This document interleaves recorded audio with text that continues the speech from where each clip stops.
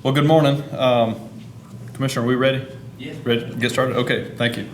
And good morning. Informal, so just feel free. Thank you. Welcome back to our steering committee meeting. Thank you, Commissioner, for organizing it. There's been a good bit of time gone by since we've met last, and a lot of good work has been completed, mostly by the county and the public, given this is the public input period. Ethan is going to talk to you a little bit in detail about some of the data that we've received and some of the information that we've collected and observed and evaluated. I'm going to give you just a short executive summary briefing on what we've done and some of the feedback. So if you allow me just to kind of roll through some of this, we've completed the public engagement phase of this, and we have a draft public engagement section that we should be able to produce and send out shortly after this meeting. But if you might remember, our public engagement approach was twofold. There was a countywide in-person meeting held that we attended, and then there were different district meetings that were held. There were also kind of 3 planning exercises that were prepared in each district meeting and in the in-person meeting. We had a grow and preserve exercise. We had a SWOT, a strengths, weaknesses, opportunities, and threats exercise, and a scenario planning exercise. So we asked the public to engage and provide feedback on each of those different exercises and scenarios. So there were 9 in-person meetings, 1 countywide meeting, 8 district meetings that the commissioner managed.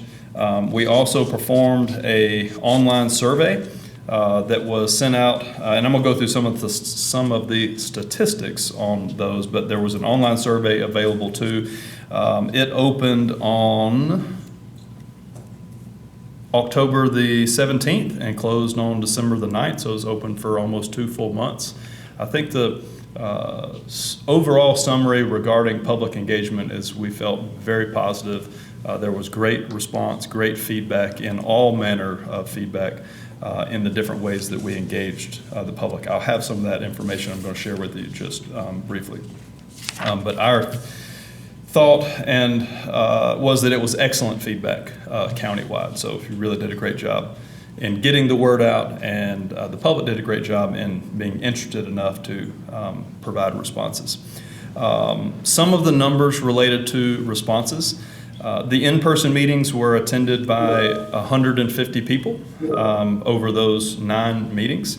And we received responses, the planning exercise responses, we received 115 of those. So 150 people attended the meetings, and we received 115 total responses during those meetings.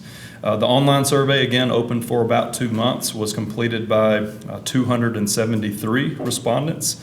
So that put us at a total of 388 total responses.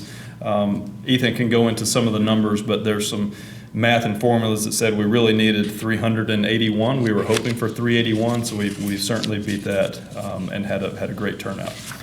Let me flip over here real quick. So just to summarize some of the results, through the grow and preserve exercise, there were focuses on really 2 main areas of focus. One was Center County, the downtown area, and the other Huntsville Highway. I think those are probably pretty natural assumptions of where there may be focus for the grow and preserve area. I'm going to give you just a high level summary. Ethan's going to dive into plenty of the details, which means don't ask me any questions because I don't know the answers. Ethan will give you all the answers there, but I think you'll see in those exercises there's a focus there between downtown and the Huntsville Highway. Related to our strengths, weaknesses, opportunities, and threats exercise, the SWOT, I'm just going to give you we had categories, probably 10 or 12 different categories that we received responses on for each of those. I'm just going to give you the first two that were the highest number of those in each category. So for strengths, first was emergency services and healthcare, and second was education. Third was civics and community, and those were probably the top three from a margin. The rest were probably half of those numbers. Under weaknesses, infrastructure was number one, and a close second and third was retail and recreation options and county government and communication. Again, the others falling off from there. Under opportunities, number one was neighboring growth. Number two was natural beauty and parks. The third option was less than half of that response. So those were two by a pretty large margin. And under threats, growth was a pretty strong number one, followed by taxes as number two. Again, multiple responses on all four of those categories, but those were the top one or two. In our scenario planning exercise, we presented three different scenarios, if you'll remember. A Main Street scenario, a community hub scenario, and an unplanned scenario. There's a lot of detail that Ethan will go into. But from a ranking standpoint and where we received responses, number one was Main Street, number two was community hubs, and number three was unplanned. Main Street with about 95 responses, community hubs with about 89 responses, and 12 for unplanned. So a higher, much higher percentage under Main Street and community hubs. That's what I have for an executive summary. Ethan, will you take it from here and dive into some of the details? I can't do this, so we're gonna.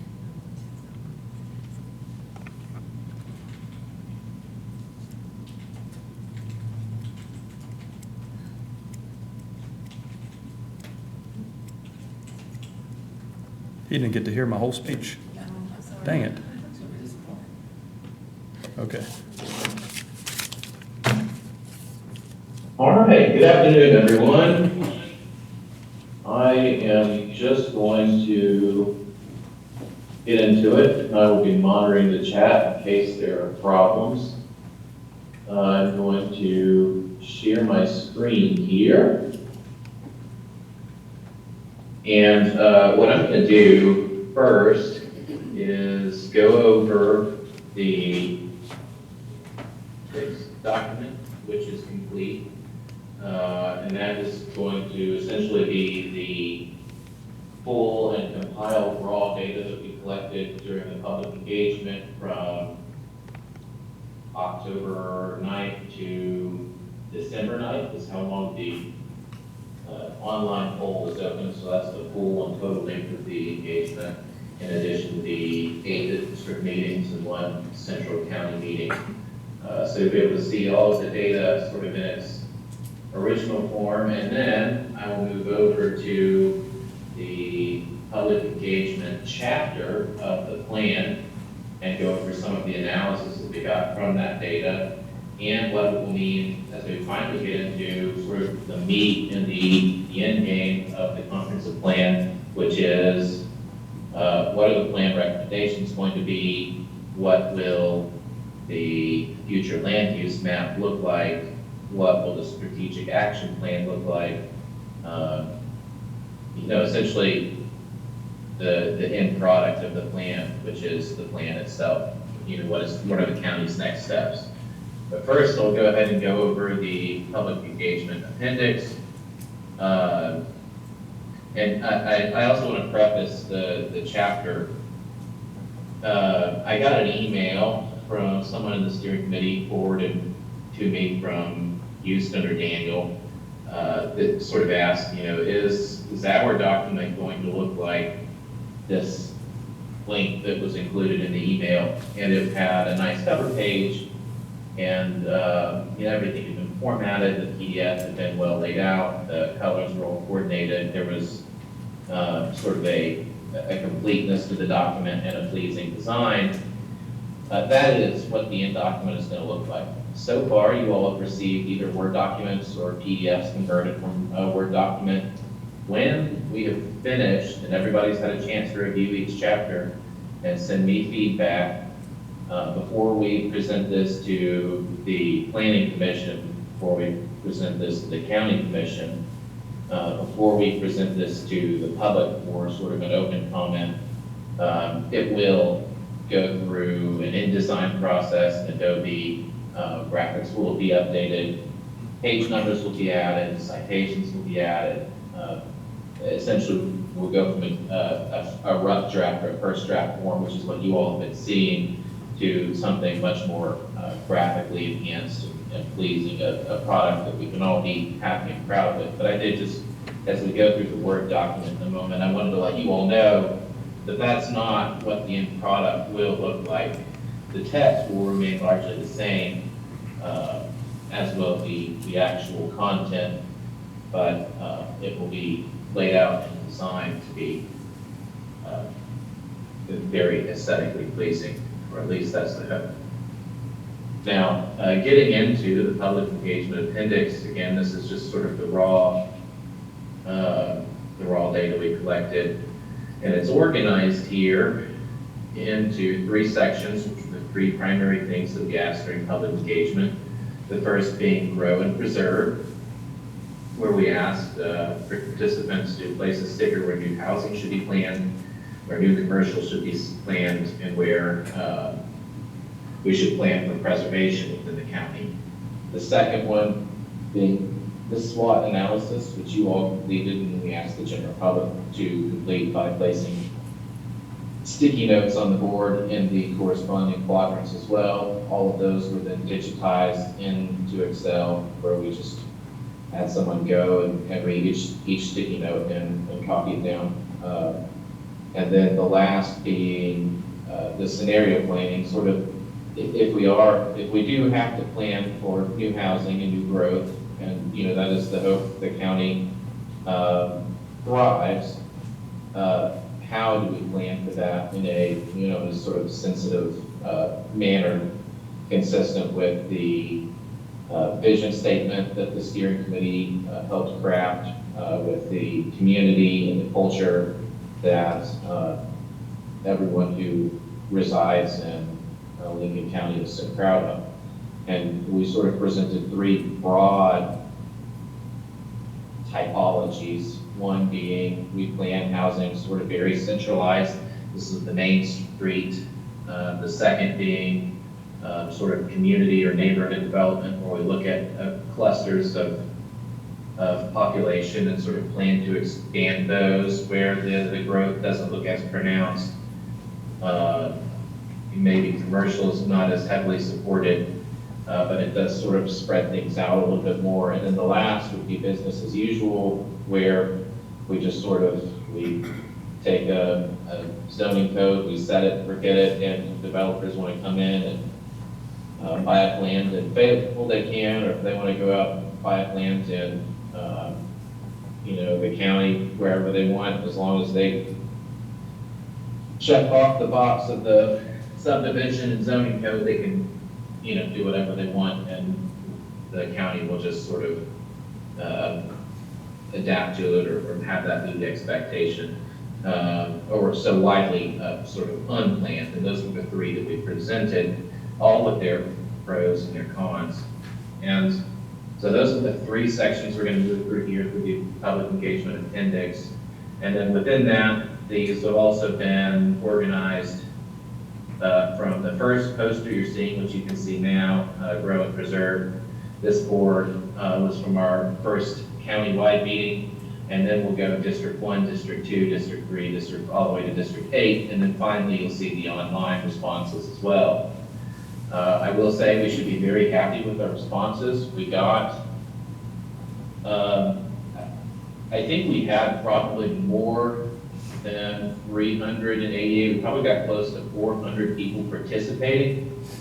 Not everyone online or in person filled out every piece. So the most responses we got for one particular question was 388.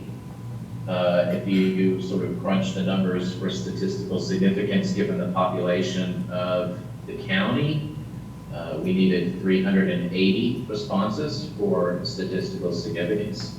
So not only did we have a good portion of the county actually come out and make their voice heard, but we can give even more weight to it, knowing that there is some statistical reliability within the response rate we've got, which is great and does not happen very often. So we should be really happy with the response rate that we got here.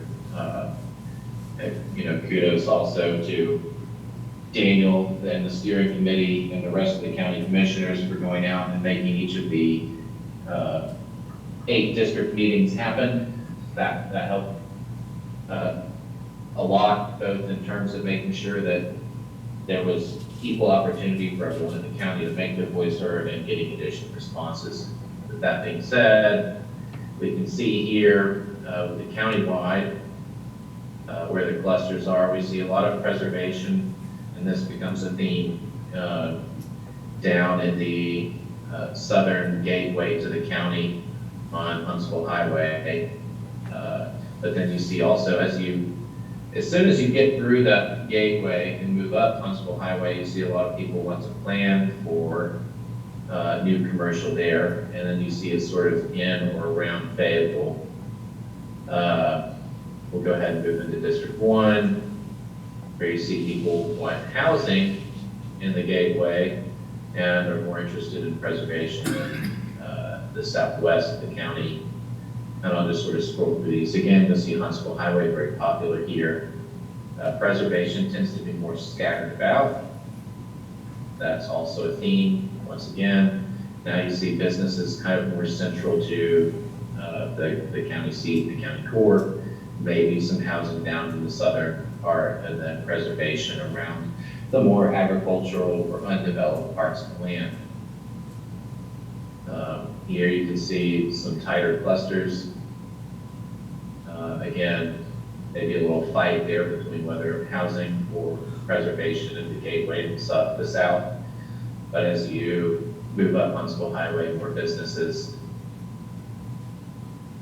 a little bit sparser here, harder to get any patterns, but that's okay, because in our analysis, we combined all of these onto a single map. You'll be able to see those in a moment, where we can see between online and all of our meetings where everybody placed everything, and then each one of the categories separately. Just kind of scroll through these. A lot of participation here, where people really like the idea of developing the core, and then sort of in Petersburg, where we have a high population, and then preserving both the undeveloped and the southern gateway to the county.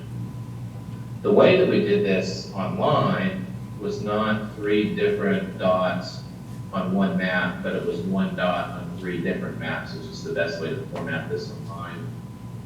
So here is commercial growth throughout the county. We can zoom into a little bit more detail on that map. So a lot in Fayetteville, a lot on Huntsville Highway, some in Petersburg.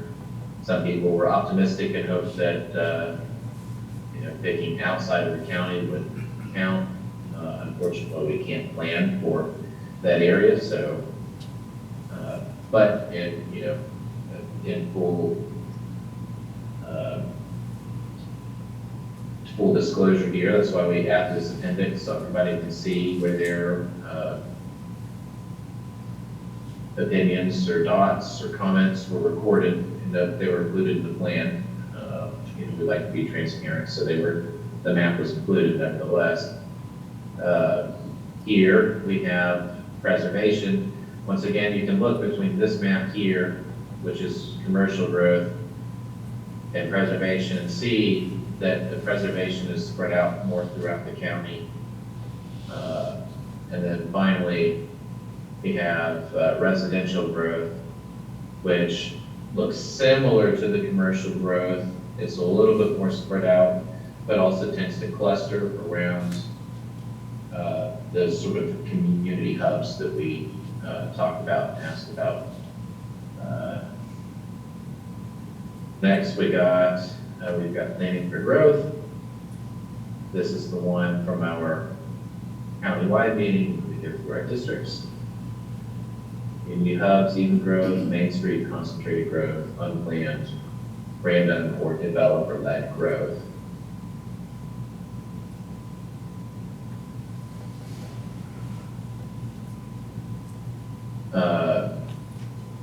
The big takeaway here, as you'll see when we switch over to the analysis, no one in person chose the third option of unplanned growth or developer-led growth. The Main Street and community hubs choices were very tightly contested. You can see even this one right here. I think maybe tried to pick both by splitting the line.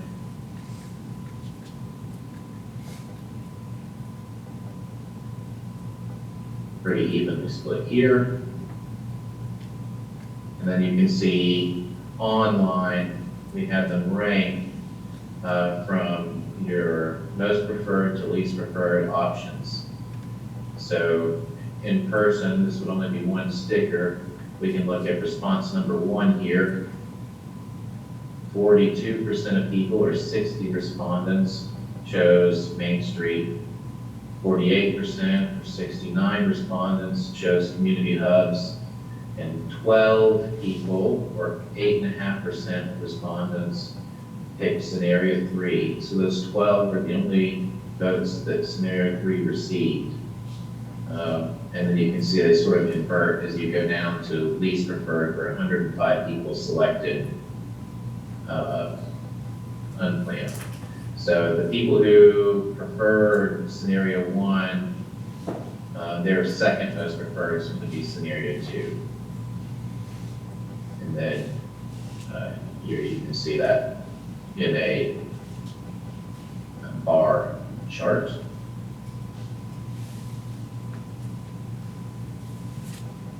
Next, we have, and I will not go through all of these comments. The analysis is going to be much more clear, but I just want to let you know that they're all here.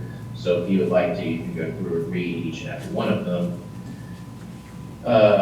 These are going to be the strengths, weaknesses, opportunities, and threats comments that we got both online and on our sticky notes in person.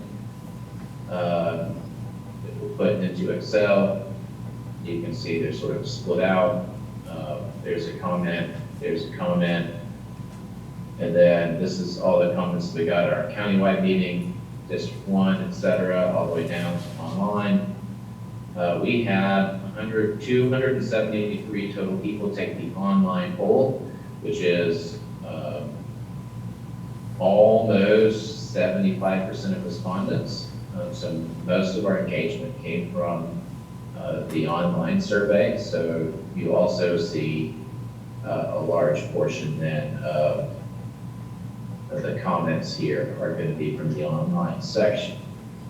There's weaknesses, and as you can see, just there's a lot there.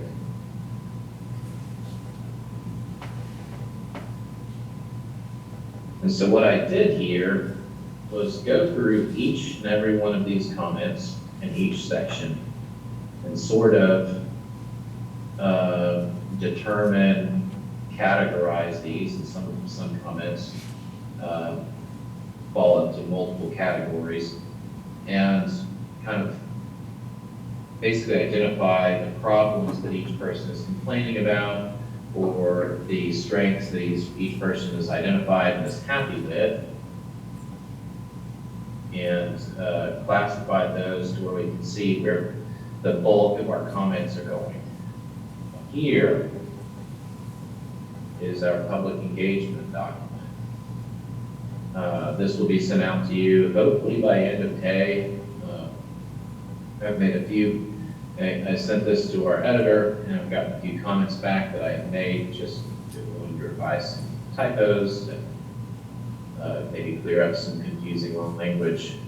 But we get straight into the analysis of our public engagement, And we can see here is all of the dots from online and all of our in-person. And it is really difficult to tell exactly what is going on, what everyone wants. And you may be surprised that there are a decent number of controversial areas. But then we can split them out. So here we see growth. You see a lot of it in Fayetteville, a lot of it down Huntsville Highway. Some of it is sort of northward towards Petersburg, and then concentrates there. And then again, you'll see some in our neighborhood hubs like Kelso. Here's our businesses. The businesses for commercial activity is even more concentrated, mostly within Fayetteville city limits, and then down Huntsville Highway, and then sort of following the boundaries of the city to the east in the county. And unsurprisingly, you see the reserves a lot more spread out. You still do see concentrations in neighborhoods where there are a lot of people who no doubt would like to see the particular area or neighborhood that they live in preserved. But in general, you do see the prevailing thought is we have a lot of agricultural or farmland or natural area that we don't want to see developed. So you can see Kelso, Flintpool, Taft, Petersburg. There's more preserve emphasis if you count the number of preserve dots sort of in that vicinity versus the commercial or housing. You see more preserve on the southern gateway, which is just South Huntsville Highway, as they might call it. There may be a more local term that you all use to describe that. If so, great, I'd love to hear it because we can revise that. Kelso, Taft, Mulberry. And then you'll see grow more heavily along the rest of Huntsville Highway, Fayetteville, Flintpool, and Petersburg. Not a whole lot. It was kind of surprised me out in the southwest corner of the county. And now, here's some interesting data. Here's our SWOT categorization. And I think this is where we're going to end up pulling a lot of, so these dots that we just went through, they're going to help shape our future land use map, which is not necessarily going to be a total overhaul of zoning. You're not going to get every parcel rezoned. It's more going to be an idea of what the county would like to see put in each particular area over the next 20 years. What do we plan for when it comes to where we're investing in our roads, or where we're investing in our new schools, or where we're investing in our utility growth, or where we don't put money. We kind of have an idea, hey, this is where we intend to make it easier and cheaper for developers to build, and here's where we'd like to see land preserved, or here's where we'd like to put parks. And so it's not going to be a formal zoning document that will require zoning and rezoning, but what it will be is a guide for the current commissioners, the current planning commission to look, and as they evaluate any future development projects or evaluate any future conditional use permits or zoning change requests, they can say, hey, we have this document where we plan for the growth of the county over the next 20 years, where we know where we're putting our resources, where our utilities can handle it, where they can't, where we have a significant portion of the population come out and say this is what we want our county to look like. And if it's consistent, then you know that you've got justification behind your vote, behind your reasoning. And if it's inconsistent, and the developer says, why are you denying me if so-and-so can build over there, and say, we've created this plan. If you'd like to build, please refer to it. That will really show you and guide you and help you as a builder, as a developer, somebody who'd like to get started in business, come alongside us and create the Lincoln County that everyone would like to see. That's the idea behind these dots. Now, when it comes to more general recommendations, which will go into the plan as well, the SWOT analysis will really help.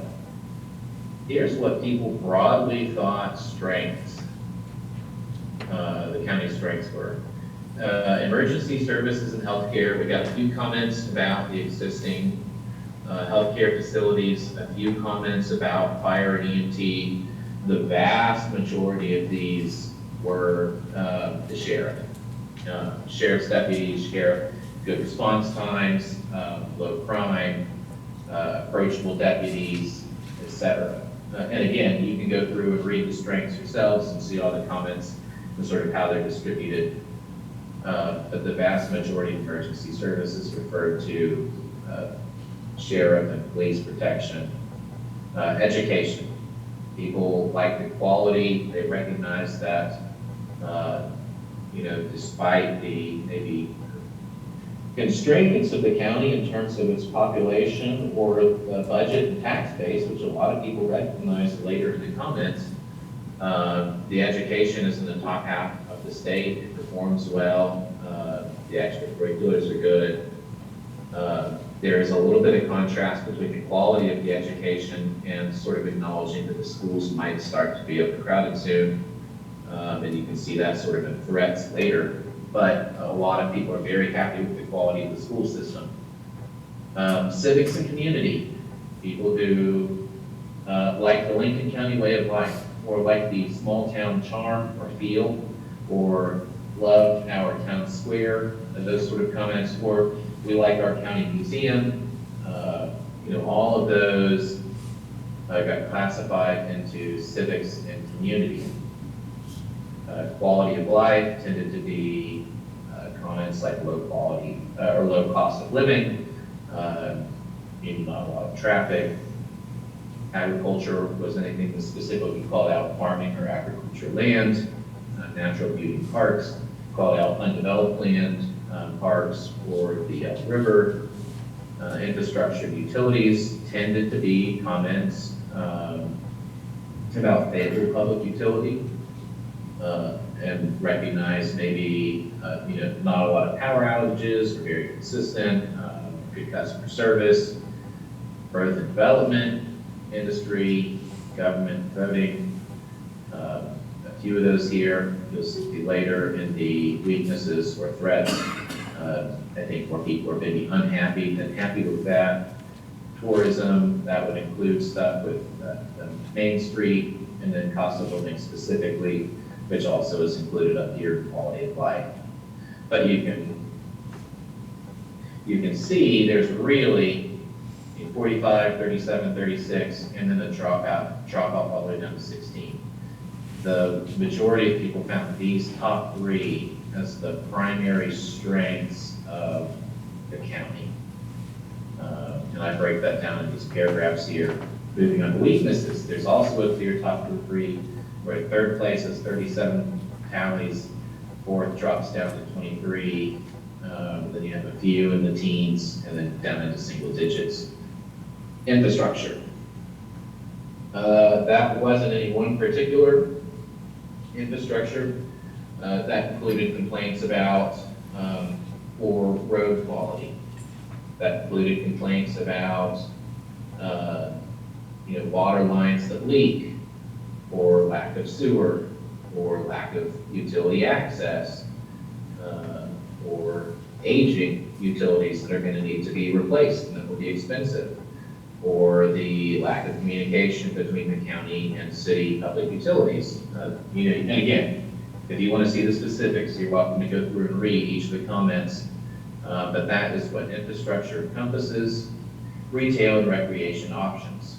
That would be, we want more restaurants, or we want a shopping mall, or we want better restaurants, or We want a nice park, or we want trails, or there's not anywhere for teenagers to go, or I need a daycare for my kid, just very broadly, we call them sort of third spaces in the planning world. You have where you live, that's your first space, your home. You have where you work, where you have to go to make a living. But then finally, you have where you play, where you sort of enjoy your life. And that's your third space where you recreate. And so a lot of people recognize that the options there could be better, more varietal, or healthier. There were a few comments about lack of healthy options. And then county government and communication. There were, most of these I think were pretty fair. There were some that got pretty aggressive. When I say county government communication, some of them would like to see more communication between the county government and other agencies, whether that be the utilities or sort of nonprofits that come alongside. Many of you sit in those particular organizations. Some of them just want more transparency and notice when decisions are made. But then some people felt like there was cronyism or good old boy mentality. And once again, you're welcome to go and read through all of those. But that is all broadly captured in county government communication. Next, we have unplanned growth or zoning, which just sort of captured, some of them had to do with subdivision regulations, which is, I know, another conversation that the county is, actively working on. But just the idea that there has, up until this point, been sort of more of a catch-up mentality rather than a proactive approach to planning. A few people even acknowledged that this process seems to be headed in the right direction, which is good. And then you can see the rest of the categorization on down here. I won't go through every category, just sort of the big ones that a lot of people hit on. Next, opportunities. A lot of people recognize that neighboring growth, the counties that immediately surround you grow. There's some chance for tourism or business development, populations nearby to come and shop, work, eat, spend in your county. If you can get sort of the right pieces in place to entice them, that's a big opportunity, particularly with Madison County. But then there were also comments about Chattanooga, Nashville, Oklahoma, etc.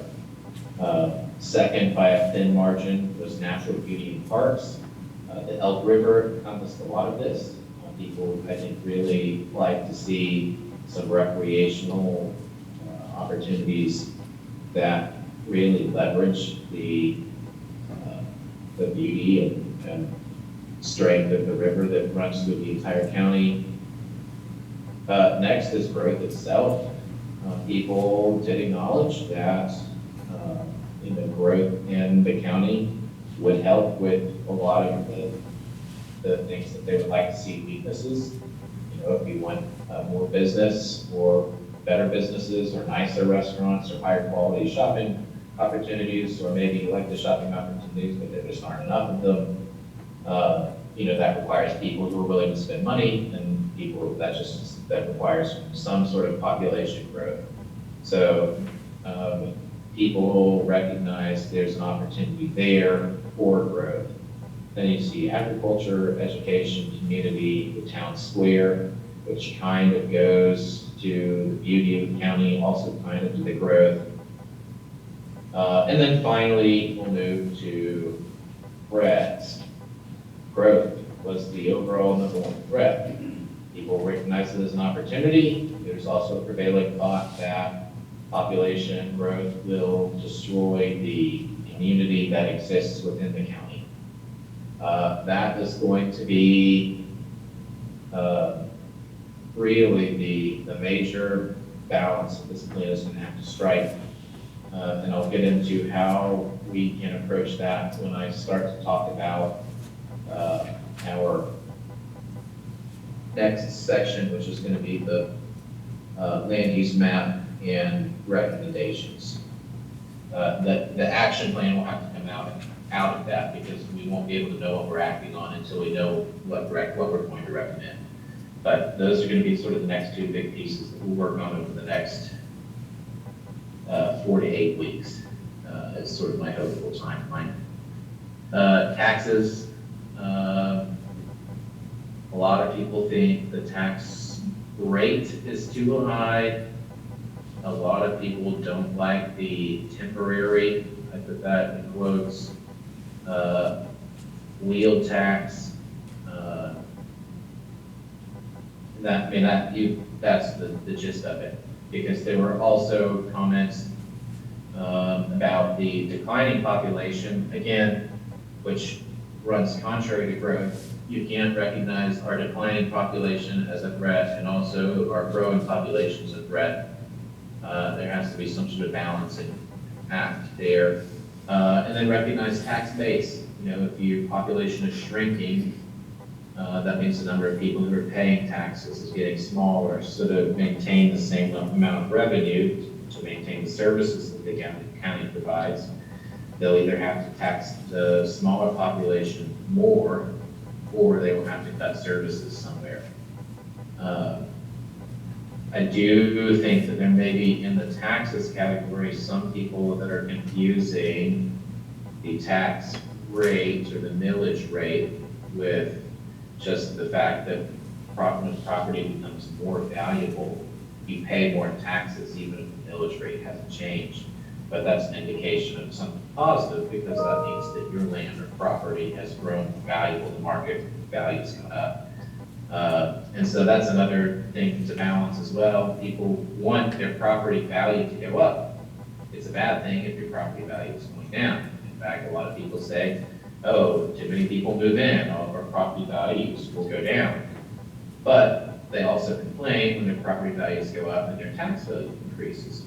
So, and sort of that one is really more of an issue for the county commission, and I'm willing to leave their competent hands. But I just wanted to point out, there may be, if you go through and read those comments that complain about taxes, some confusion between the difference between a tax base and an increase in your actual tax bill because of an increase in property value, which is a net positive.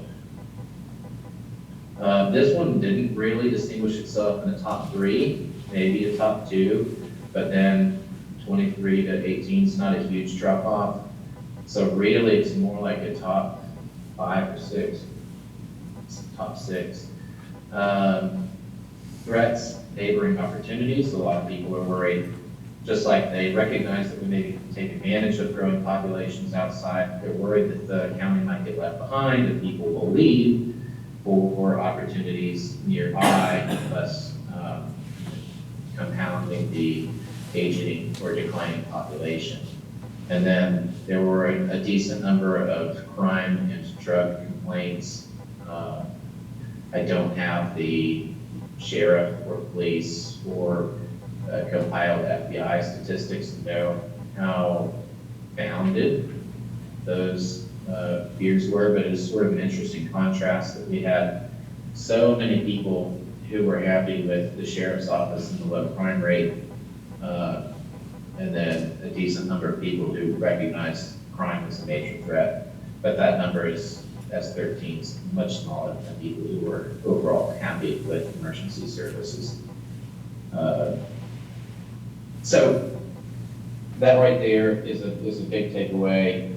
I think the categorization is really helpful, and it's going to help craft our recommendations. So I'll give you an example of what that might look like. A weakness in the county is infrastructure, roads and utilities. One of the things that I had a problem with, even starting with our existing conditions report, was there was not a whole lot of great road data. There were lines that existed on a map, but didn't have any coinciding data to go with them. And there were road names and links in a PDF document, but couldn't really be visualized. Having some way to map not only the roads, their names and their links, but also to sort of go through and do, we call this, and depending on constraints, you can go really high tech, which gets very expensive, or really low tech, which just becomes a little bit more time consuming. You can do a survey of your road conditions. And the really expensive stuff is like LiDAR and satellite, and you pay a company to come out and drive over every road, and they'll give you very precise readings. But that costs a lot of money in both labor and equipment. And then you can go all the way down to either a proactive approach where you do a windshield survey and you just have somebody in public works over a sort of set schedule and plan, drive each road and make notes based on a guide, but then how are there potholes, are there cracks, and determine the sort of the road quality on a rough scale that way. Or you do it based on a reactive approach where you have a 411 line, and when the county gets complaints, they prioritize based on the number of complaints. That's not ideal. So the recommendation on the plan might say, let's create a mapping system of our roads, first and foremost, so that you have sort of some underlying base data. And then have Public Works devise a way that is, whatever is most cost efficient for the resources within the department to catalog where you have the roads that are in most need of repair, and then you have to balance that with the roads that are most often used. So as you repair them, you're repairing roads that will impact the most amount of people and or businesses and commerce. And of course, coinciding with that are partnering with your rural planning organization and with the state DOT in order to leverage state and federal grant opportunities to improve infrastructure. And there, within those recommendations, will be some guidelines on that or some well-known grants. So that would just be one recommendation to come out of that single infrastructure line. And then that doesn't even get into utilities, which is another conversation about how the county utility wants to plan for the future. Finally, we'll get down into our Main Street community hubs and unplanned. This tallies all of those that we got in person and online. This number right here includes only the number one priority on the online vote, because that was the best way to make sure that that was equal to the vote that those in person got, your number one priority.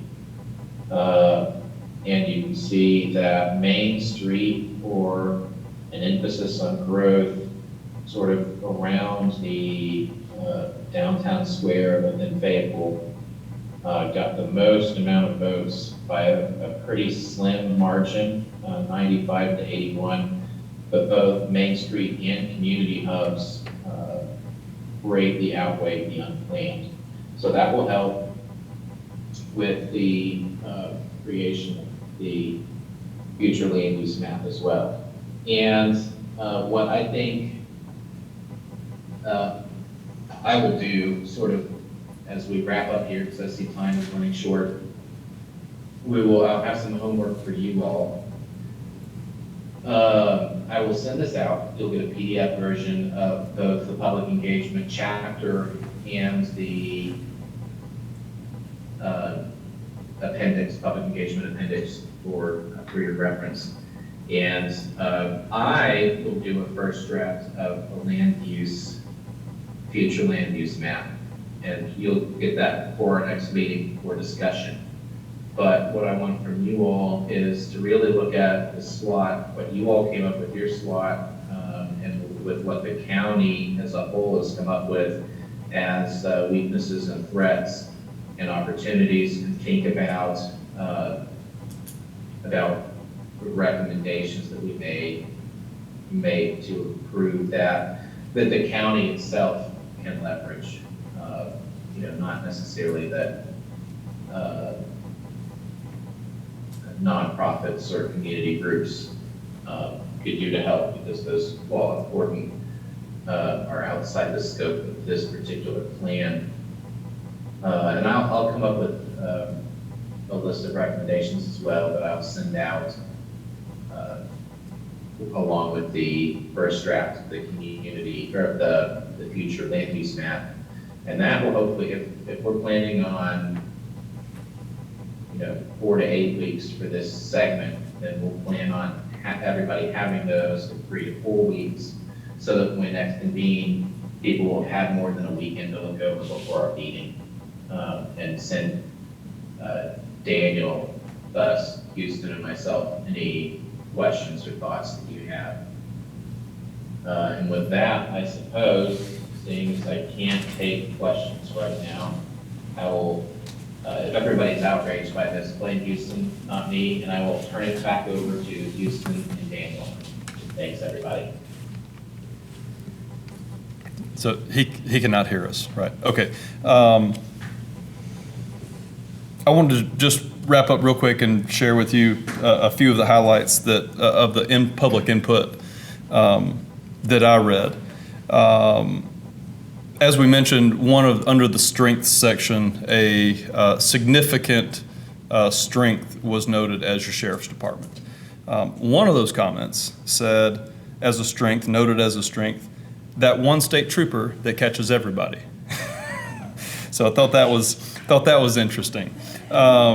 Under opportunity, there was a comment that said, I'm going to make it big one day, just y'all wait. So that was an interesting opportunity. And another final one, there was the same comment under weakness and threat, and it was, we don't have a Chick-fil-A. So there are a few humorous comments in there that apply. So I was reading through them and just kind of thought those were entertaining. If you have any questions, I'll be happy to take them and maybe follow up with an answer if I can. I think we've got a little bit of homework to do. We'll circulate a draft of the public input section and the map in the coming weeks. And that's really all that we've had for today. Commissioner, do you want to? As soon as I get that, I'll send that out to everybody. We should anticipate our next meeting in 4 to 6 weeks, maybe. Yes, sir. And so that's the final. That's going to be one of our. I don't know that it'll be the last one, but I think there may be one or two after that, but it'll be. So I know it's hard to tell. Probably on target to be done with the process in May, probably. Let me check with Ethan on that. I think so, but he's more tuned into the details than I am. So I'll send out the draft when we get it, and you need to really start looking at comments, because it's getting down to the wire here. We need to highlight something to make sure that we get it in there. I'll get that circulated to everybody. Any questions or comments? All right. Well, if you think of something, feel free to reach out to us, reach out to Daniel. We'll get it. We'll respond as quick as we can. We'll send out our components of your homework and respond as we get it back. All right. Thank you, Commissioner. Thank you. Thanks, everybody.